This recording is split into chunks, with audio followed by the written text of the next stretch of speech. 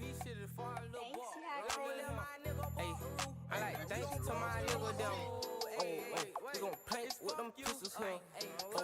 We smoking dank in my liver, yeah. We get shit wet on river, yeah. We get shit wet like the river, yeah.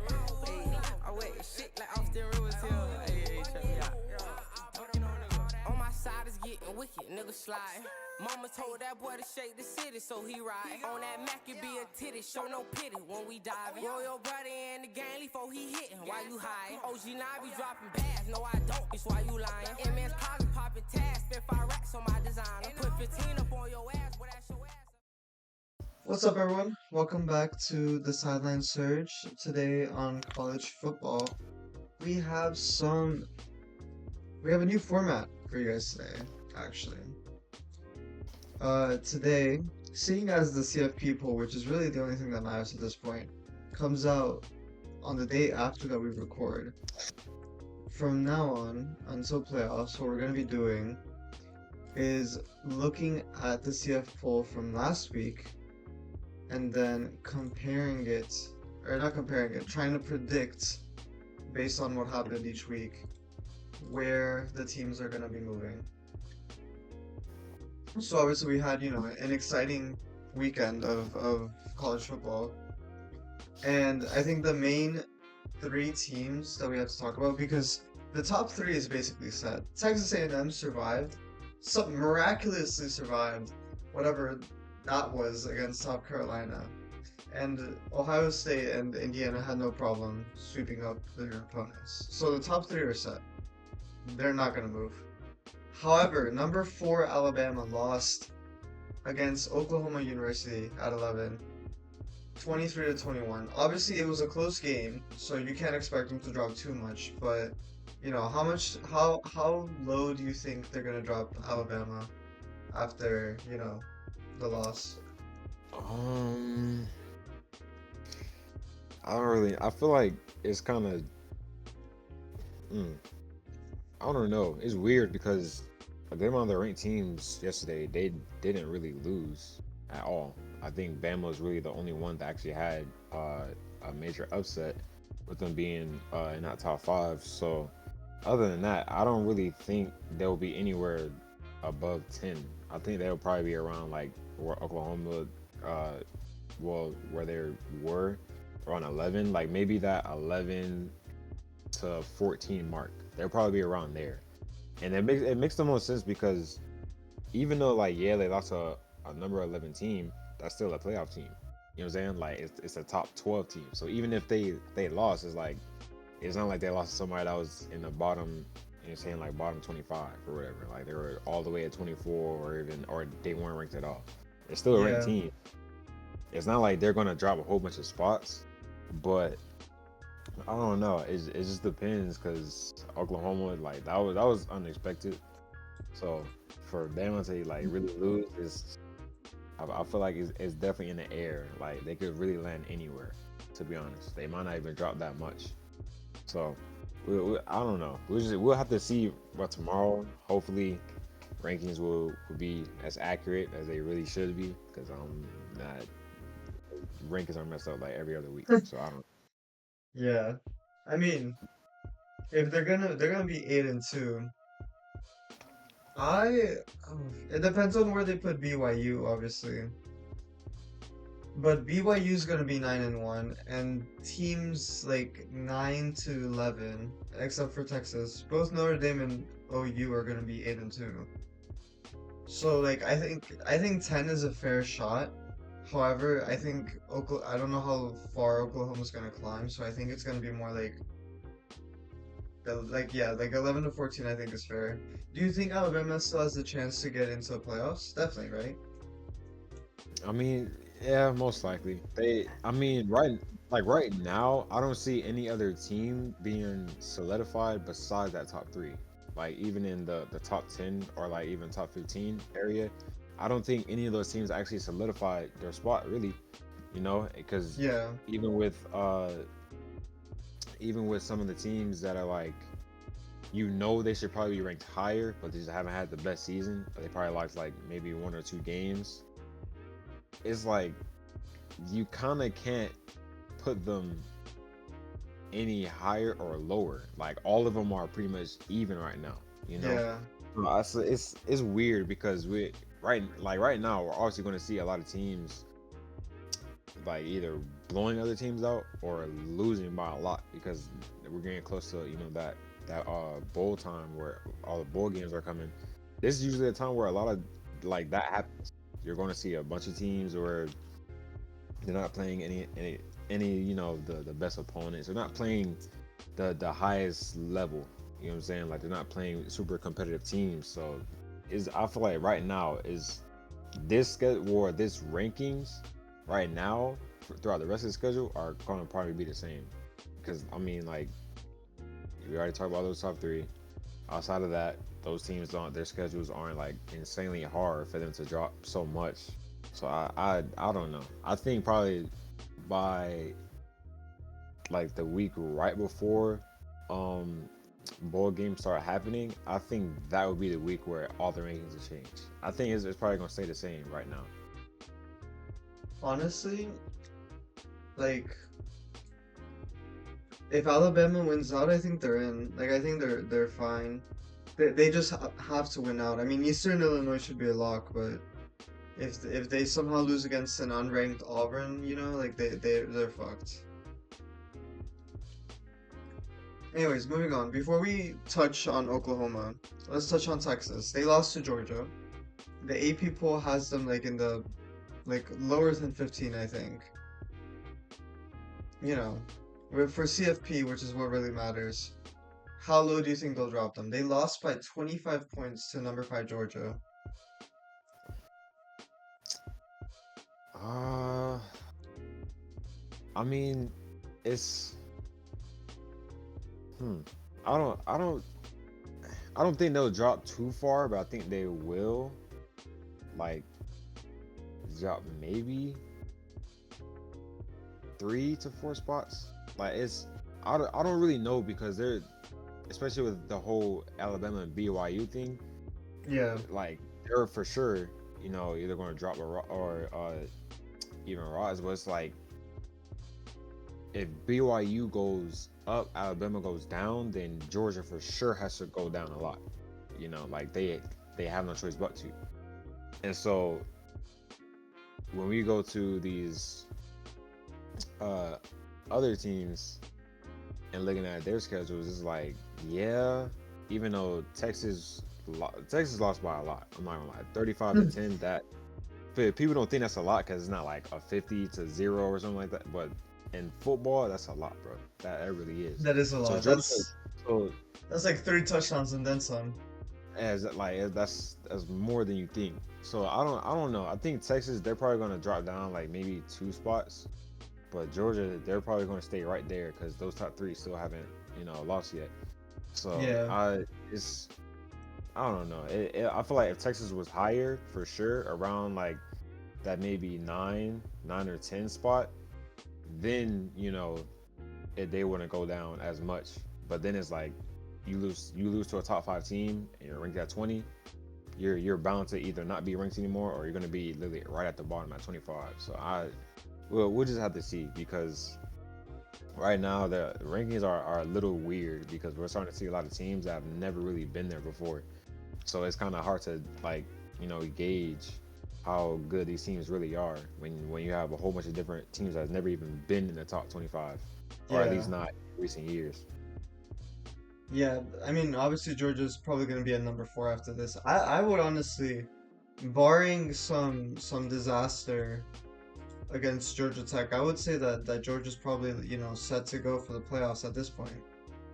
They still have that competitive game against Georgia Tech at the end of the season, but seeing how they're playing right now, I don't expect them to lose. Now, for Texas, yeah, I agree that they're going to drop. However, they still have that end game against Texas A&M. Um, I expect Texas A&M to win. They're number 3. They have everything to lose if they lose that game against Texas. But if Texas wins, I think that could give them the chance that they need to get back into the playoffs. As long as they don't lose against what's her name? against Arkansas. Yeah. I can see that. I agree with that. I mean, which is like for these. I know these next few games for just for really SEC in general, there won't be, like crazy competitive, but there's still Yeah, going to be it's going to be great games, like it's going to be great games that's going to be played. So it really all depends on who wants it more, like I think right now these teams are pretty much solidified, like they're 100%, going to be in playoffs only because of the schedules. That's really it.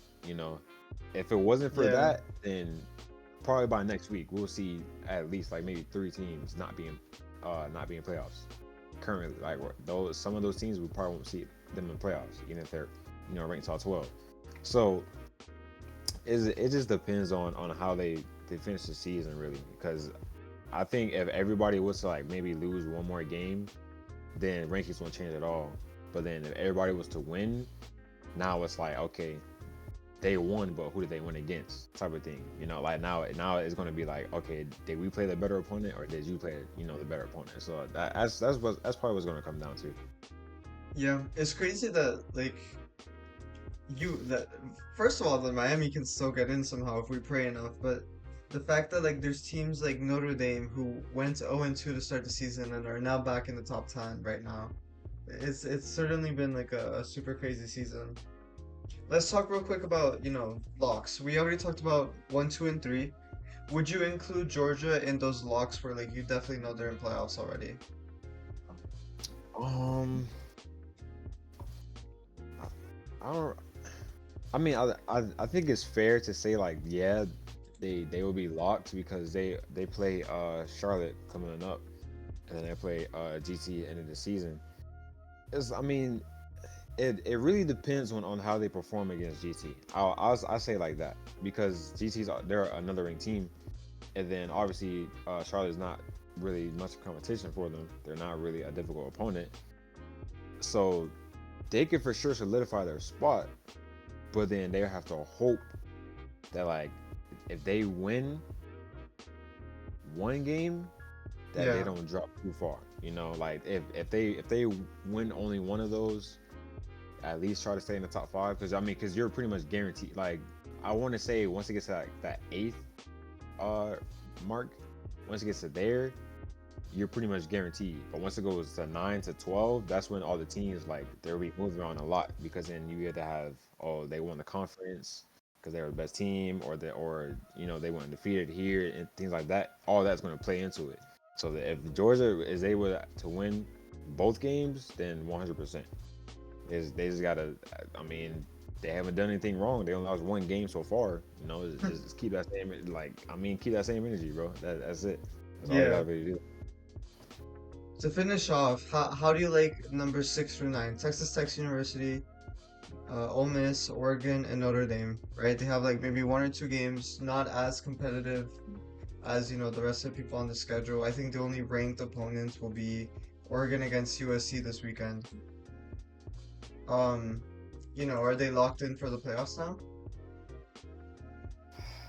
Uh, I'm well. I'll go down the line. I think Oregon for sure because Um, they play USC of course, but USC isn't ranked as high. So it's like if they were to lose, then of course they'd probably be out of playoffs. But I don't think they really will lose because they've been able to keep the same momentum every single week. yeah, Now with the rest, Texas Tech, it's like I know that their games have been going well for them, but then it's like you have to at least finish that the very last game very strong. Because if you lose right here, and then let's say teams below you they win, now you're either going to switch places or you're going to be completely out of playoffs. So I don't. Texas Tech is like they really have to win this last game. Now Oklahoma, I think Oklahoma is probably guaranteed. Like even if they're number 8, I think they're guaranteed because um, when you look at who they've played, we look at their resume overall, they played a whole bunch of ranked teams like since the beginning of the season. Their very second game was against a ranked team. 2 weeks later, another ranked team. A few weeks later, you know what I'm saying, two more ranked teams, and then the third with being Bama. You know, like they've been playing ranked teams this whole time. So even with them having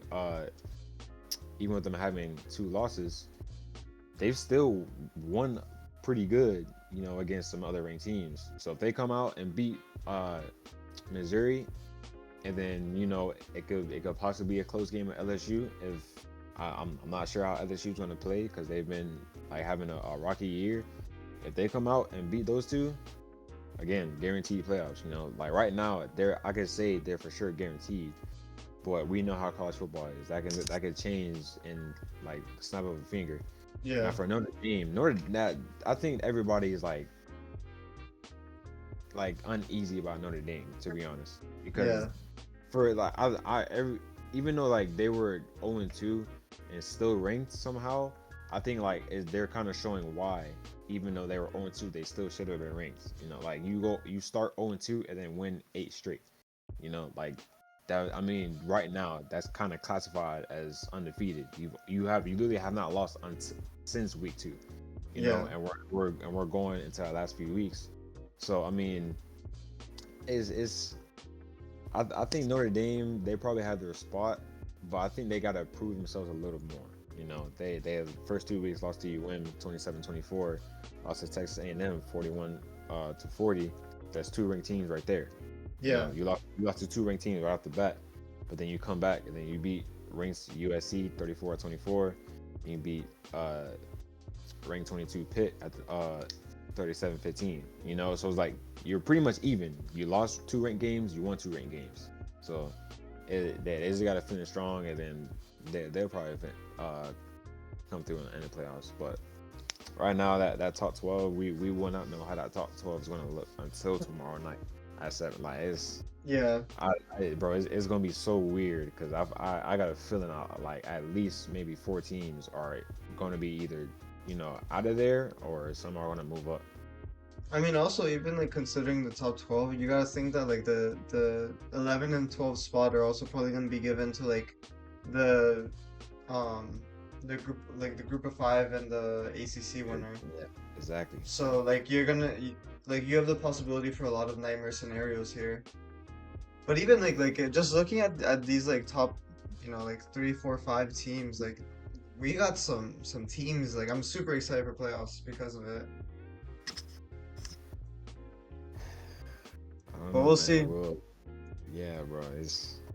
I feel like this year is gonna be a real good year for playoffs. To be honest, I think it's for sure gonna be better than last year. Like 100%. Some teams shouldn't even have been in playoffs last year, but this year it's a lot of good teams. I'm excited. Yeah. Well, that's been all for our college football. We'll be using the same format up until playoffs. Once playoffs hit, we're gonna hit nightmare mode, and it'll obviously get shorter and shorter and shorter until we finally hit the championship. Hopefully it'll be exciting. But yeah, we're gonna move on to NFL now. Yeah, 60 on it. Yep, low spur. We going all the way up. Yeah. I'm gonna turn this bitch all the way up. Hey, Brandon, I'm on the block with that heavy, on the block with that heavy. Watch out for cops that pull up in them Chevys. They about to crack my main trap, her name Betty. They niggas don't want no smoke on my body. Gucci and Louis can't do no Zanati. Bad bitch on me look like she hang with Kylie. I used to fuck with a bitch, hang with Kylie. On the real, I think that bitch live in Cali. My boy shot the powder, the flower, that Kylie. Yeah, I could've been a stylist. I remember when the boys used to dollars. I got a girl that trap like she from Dallas. I got so much money, need an accountant. She said What's up, guys? Welcome back to Sideline Surge NFL. Very quickly before we get into Week 11 and some top headlines, Cowboys and Raiders. The Cowboys put up some 33 points against these guys. Jesus, I just want to say that because like the game just ended a few minutes ago, and it is Monday night. But anyways, Week 11, we had a lot of things happening, including my Seattle Seahawks. We have to talk about this. This is the game of some of the top teams in the NFC. And I have two, before I hand it over to you, Smudge, I have 2 things I want to say. First of all, Sam Darnold, 4 interceptions is insane. But in my opinion, I do wanna like say it really quickly. In my opinion, what's crazier is that the defense held the Rams to a 2 point game with Sam Darnold having 4 interceptions. Right? A 2 point game. They held Matthew Stafford to 130 yards. Like, that is insane to me. I'm gonna hand it over to you, Samaj. What are your takeaways from this game? Um, that I don't know. Right now, I think it's something going on with QBs, bro.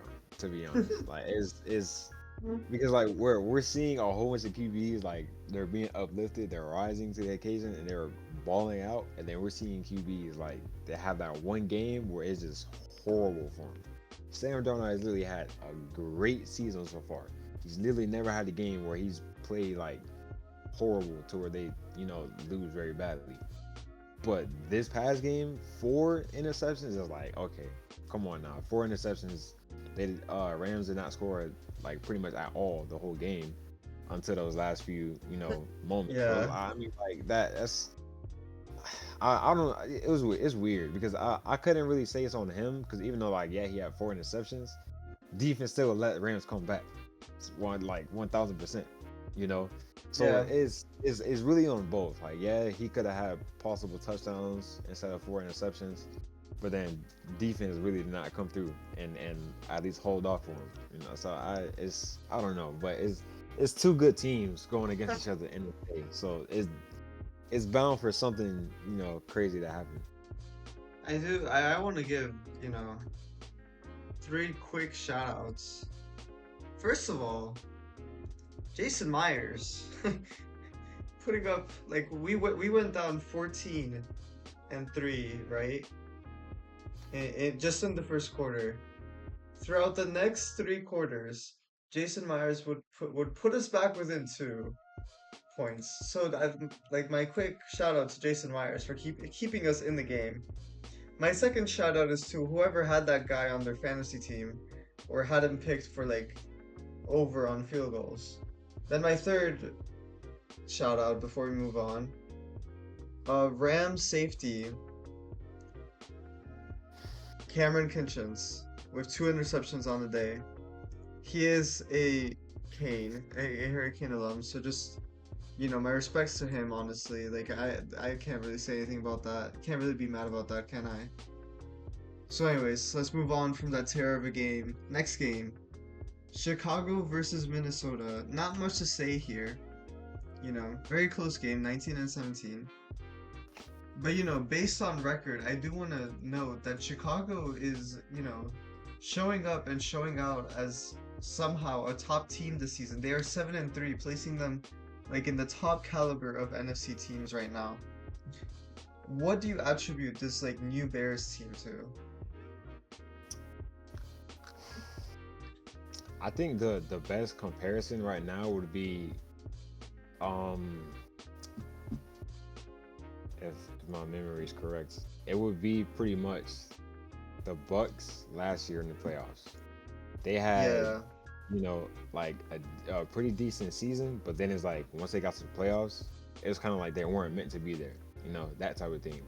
And I feel like that's kind of what's happening with the Bears right now. Like, they're winning their games, they're balling and everything, but then once it gets to playoff time, we probably won't see that same, type of energy coming in. Like we probably won't see that, And right now is it's weird because those first 2 games took 2 L's, lost to Vikings and Lions. Yeah. Came back, beat Cowboys, and then Raiders, Commanders, Saints. But then when you look at the scores of those games, it's like, are you really winning, or is it like the other team just sold in those last few minutes? That's what it's really coming down to. Because when we see them play, when they played against the Cowboys, 31-14, it's like, okay, they did pretty good. But then when you come back and barely beat the Raiders by 1 point, it's like, okay, did you really like beat the Cowboys, or did they just let off the gas and like in the last few minutes of the game? Same thing with the Commanders, 25-24, and then Saints 26-14. But then you lose to the Ravens 30-16, and then you come back and beat the Bengals 47-42. Like I feel like that they're one of those teams where they're winning games because the other team just didn't play well, and then as soon as they get the playoffs, like we'll see exactly why they shouldn't have been playoffs at all. That type of thing. So it's I'm not too sure. I think Bears they could be a team to dominate, but right now it's too many other teams that's like they're showing us why they should really win a ring this year. It's too many other teams like that. Yeah. Patriots being one of them, of course. Colts being another one, and then obviously Philly being 8-2. It's showing why they won a ring. But then you have Rams, Seahawks, 49ers, the Bucks right after.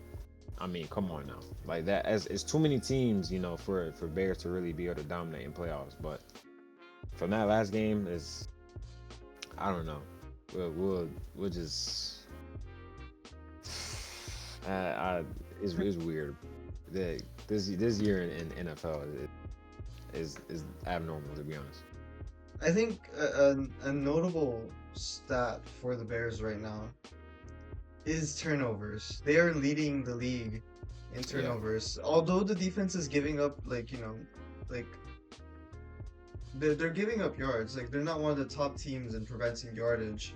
However, they are leading the league in turnovers. They have 6 over the next best team, which is the Rams. They have 15 interceptions and 7 fumbles on the season, which is crazy. And that like the differential is 16 because on the offensive side they're not giving away much. They've only had 4 interceptions and 2 fumbles on the offensive side, which I think is a very good contributor to their success right now. Okay, last game before we move on to our headlines. Philadelphia at Detroit. I think the Eagles have had some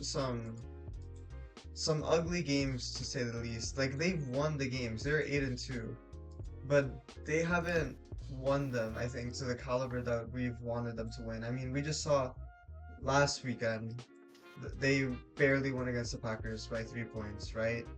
And then they've already lost to the Giants earlier this season. They've lost to the Broncos, who is a top team right now in the AFC. Barely won against the Cowboys, against the Chiefs, Is this team showing you the signs that they are on their way to a repeat, or do you think they are on the brink of collapse at any moment? I think right now they're kind of playing strategy. Like they don't want to let too loose, risk anything, and then it's like their season goes downhill. I feel like that's what they're doing because it's like obviously we know that they could really beat almost any other good team by at least 2 touchdowns. Like we know that. But then when you go out there and watch the game and things like that, it's like, oh, we don't see that. Like we see hints of it, but we don't see the whole thing. And that's they probably don't want you to see all that because you notice how they haven't been using AJ Brown like that. Why have they not been using him? Because they want to be able to open up the floor more. You know what I'm saying? Like open up the field, be able to not always target AJ Brown, not always target Barkley. It's like it's certain things that they're doing that's making people think like, okay, they're getting lucky every single game. But in reality, they're really playing it smart. Every single game that they've lost wasn't even really because like, oh, they just underperformed. Nah, it's because they're playing smart about it. Even though they lost to Giants 34-17, if you actually watch that game, you would really see how defense they were still showing up and they were still like making sure that certain things were happening.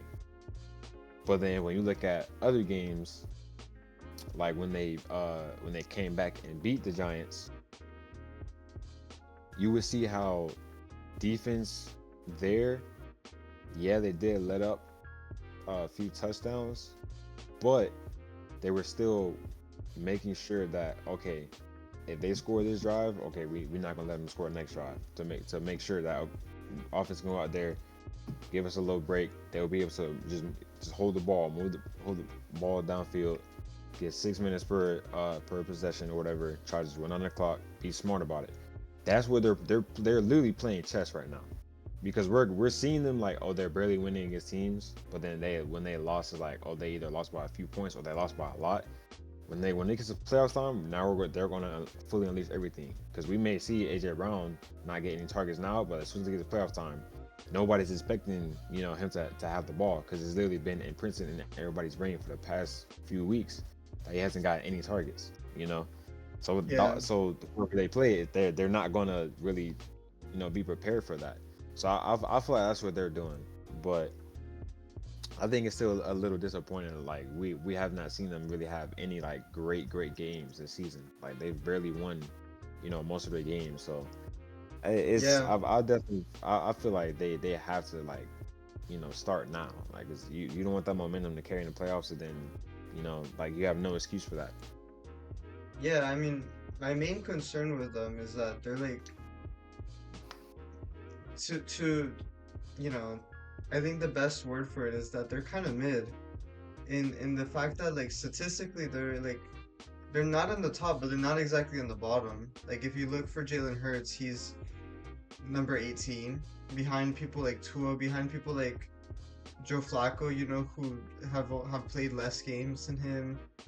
You know, you look at rushing, Barkley is 14, which is not what we saw from him last season, Hmm. which is also a cause for concern. Um, you look at receiving yards. I mean, we know about the issues that they've had with AJ Brown. AJ Brown has barely gotten any targets and is starting to, you know, turn into not so much yardage. He's number 45 right now. Like their top receiver right now is Devontae Smith, who's number 14 right now. So even then, you're still not that high. So yeah, I mean, the best word for it is mid. Like even if you look at the defense, like it's just mid. It's just in the middle of the table of everything.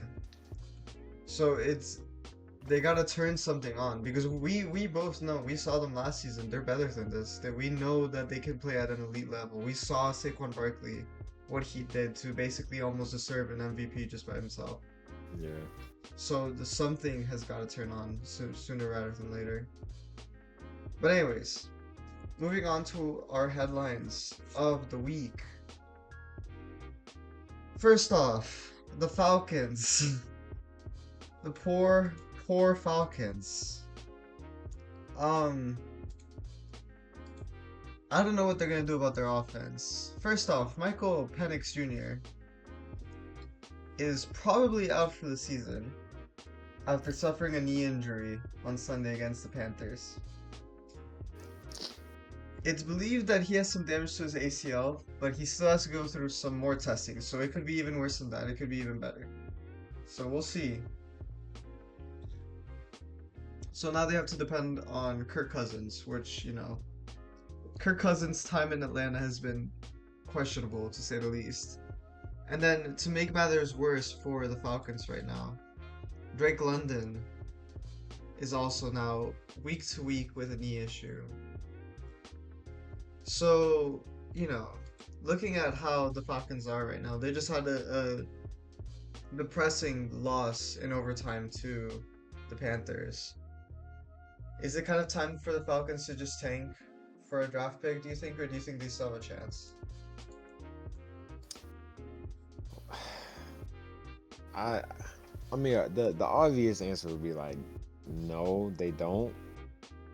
But right now, there is a few teams that's like they have a worse record, than them. So I mean, so I I think that right now they should try to follow the Dolphins a little bit, only because Dolphins were literally they were literally 2-7, came back 4-7. So they're kind of within that range to where, yeah, they'll still be able to get a draft pick, but it's still making it to where they don't have to worry about being in competition for the number one pick, or like they're not trying to do it to where they're that, because if you do that, there's too many factors that's going to play into that, and it's most likely not going to win in your favor. So I feel like they should try to do what the Dolphins or even Bengals are doing, still go out and try to win games, but don't do anything extreme. You don't want any other injuries popping up. You don't want anything to happen to your star players. And then you also don't want the team morale to be super low, because that's going to carry into, off season and then next season. You don't want that. So right now, obviously they're not going to be in playoffs. Like, it's just going to say it. 3-7, like, I've yet to see any team come back from being 3-7 and just somehow make playoffs, especially when there's so many other teams with a positive record right now. So they won't be in playoffs, but then again, anything can happen. We've seen, miracles happen all throughout the season, and then even just all throughout NFL history, we've seen a lot of miracles happen. So that's all I can say. Yeah. Just before we get into how our Sideline Surge team is going, two kickers have suffered outs, basically. The Commanders first have cut their kicker, what's his name? Gay. Hold on, let me actually get his actual name, because I want to say Rudy Gay, Matt Gay. After 2 missed kicks in their 3-point loss against the Dolphins, which is significant. They recognize the fact that he choked and they need a new kicker. And then the 49ers have also lost Pinero, their kicker, to a hamstring strain. And, poor Commanders, whatever. But the 49ers, that's going to be a definite, significant loss when they are still in the running for NFC West. They have basically the same record as the Seahawks. They're 1 win behind the Rams. Right now, the NFC West is super competitive. In your view, how much do you think that one kicker, how much of a difference does that make for the Niners right now, especially with all the injuries they're dealing with? I mean, kicker is very important, and kickers for sure, at least top 5 most important positions on the field. People are not going to agree with that, but it's true, because you can literally have games to where it's neck and neck every single time. If your kicker's not, there, he's injured or he's not making anything, and then the other team is literally coming out, scoring, and getting those extra points, that's critical. Because then once it gets to those last 2 minutes of the game, and the score was in 2 or 3, and your kicker's not able to go out there because he's either hurt or he goes out there and misses, that's a complete season changer. Because that, you have to think, obviously with him being injured, now you have to try to rely on somebody else to hurry up and fill that spot. Get used to snap time, get used to holding, get used to have his people being able to block game situations. That's not something easy. Those kickers have been preparing for that the whole time, So for you to just have to jump up out of there, bring in somebody completely new, you're literally throwing toothpick in a lumberyard, bro. It's not easy for you. So I think for them it's definitely gonna be difficult, but for Commanders I don't think there's gonna be much of a problem, because at least they're awake enough to where they know that he missed these in crunch time, bro. And it was a very close game, but I mean, you can't even really blame that too much on offense. Offense still went out there and did their job. But when you look at the overall team, that kicker's the one to blame. He's going to be the one to blame, because you miss some field goals. That you cannot miss field goals in that critical of a situation. So 49ers, prayers to them, bro, because they've been going through a lot. But it is on to the next man up, Notably, before we move on, the Commanders have now signed Jake Moody, who is that famous kicker for the Bears, and he's been doing really well. So I think that's gonna be really interesting to see. And the Bears get left with 4 kicker, because I just realized that they took Jake Moody. I had not read that part. They're gonna have, I don't even know. They might not have a kicker right now. Low-key. Because apparently, Jake Moody was in the practice squad. Oh, here we go. Carlos Santos. Okay, they should be fine. Hey, anyways, let's finish off with our team. Let's see how our team did, right? First off, we got Drake May. He's still one of the best in the league. He is number one right now. Uh, in this past game against the Jets, he had 25 out of 34 passes completed, 281 yards, one touchdown. Now, something really interesting that I saw when I was looking at his stats for the season.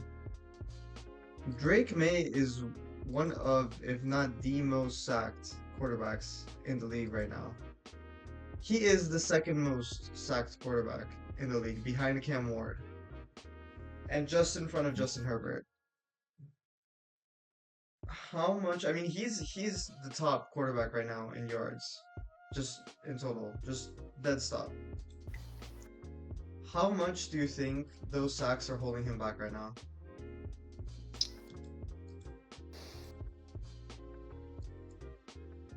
I mean, it's definitely holding him back a lot because that's possible.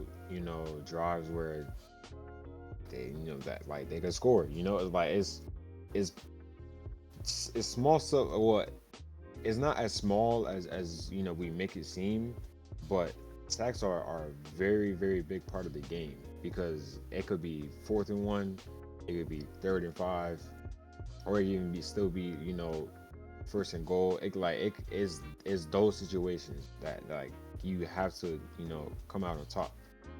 Because if not, I mean, like you're pretty much guaranteed to lose the game. But then the fact that he is still going out there and being the number one QB, carrying his team, like that says a lot, Because imagine if all those sacks weren't happening, we'll probably see an even better Drake May. Like it's really one of those hypothetical things. Like we'll look back at it and be like, oh, imagine if all those sacks never happened. Like, he probably would have been one of the greatest QBs that season. Probably would have solidified himself as one of the greatest QBs of this generation, of this decade. Like we'll be having talks like that. So obviously to me, I say it's huge, but the fact that they're still going out there and winning games, it might not be that big of a deal to him. Like Honestly, he's probably prepared for that. Like, because you got to think, obviously to us, we're thinking, oh, all that is happening like just because the other team like they're just doing their job, or whatever. Yeah, they're doing their job, but at the same time, everybody still has to do their job as well. Defense may be doing their job, offense may not be doing their job. So think about it. Offense may not be doing their job, and Drake May is still going out there throwing for at least 3 touchdowns a game. Think about that. yeah, 100%. So And I mean, he has the second highest QBR behind like Dak Prescott. So, I don't know, bro. I don't know. I don't think is you know like a huge impact to the game, but it's still something very big that has to be fixed. Just for seasons in the future. Yeah, I thought it was really interesting because I mean they're still winning, like you said, which is like crazy. Then obviously Jonathan Taylor, Colts had a bye. He's still the top rusher in the league. I mean, yards. He's second most attempts, most yards per rush attempt, the longest rush of the season, like the most touchdowns, the most yards per game. He has no fumbles. He has the most first downs. Like he's just the quality player right now. I would say that he could win the MVP if he keeps playing like this. Then we have James Cook III. He had 16 carries on 48 yards this past weekend in their game against what did they play against? Bucks. The Bucks. Thank you. And you know, notably, he did not have too many yards in that game, but he did have 3 catches for 66 yards and a touchdown, which I think to me is very impressive. That it's very important that you can use a player both ways, especially a running back. So I think that was really cool that I saw. Also because Josh Allen had like 3 rushing touchdowns in that game. So like, Yeah. like at that point, what can you do, right? When you have a quarterback that's getting 3 passing touchdowns and 3 rush touchdowns.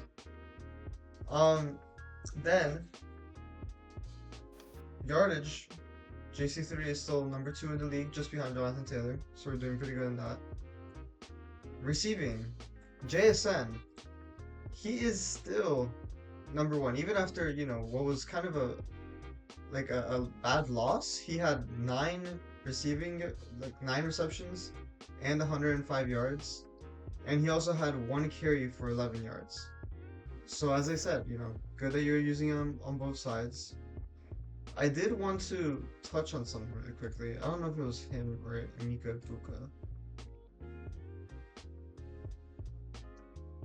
No, it's Emeka. He's getting targeted like 12 times a game, and he's catching 75% of that. So that's pretty good. He is still top of the league. He's, not the most impressive in touchdowns or anything like that, but he is getting the most yards in the league right now.